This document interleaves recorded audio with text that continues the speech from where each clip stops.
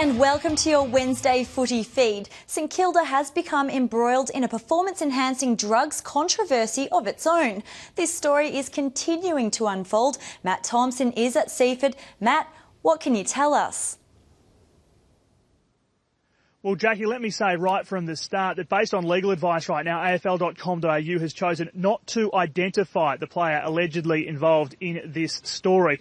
Fairfax Media is reporting that the player has allegedly tested positive to taking a banned substance and he's under investigation for that, may have taken the drug inadvertently. So that is all part of the investigation as it stands at the moment. Of course, we do know that there are very strict rules for performance-enhancing drug use, and a player could face up to 2 years in terms of a suspension. Now, the club is, of course, in dialogue with the player at the moment, but ultimately it's up to the player at this point of the process if they want to be identified. All the AFL will say right now is that there is a process underway. So it's a story that we will continue to follow for you.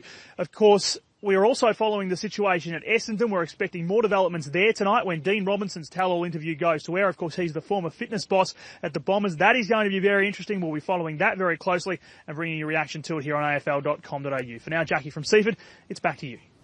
Thanks, Matt. Greater Western Sydney co-captain Callan Ward says his gut feeling is that Lance Franklin will be at the Giants next year. Franklin is still yet to decide on his playing future, but with a reported offer of $1.5 million a year, Ward thinks Franklin is on the move. Yeah, my gut feels probably yes, but I would have no idea, and I hope he does. He's obviously a great player. He's extremely talented. I think at the Giants he'll be great for us. We'll just have to wait and see, with Franklin to make up his mind at season's end.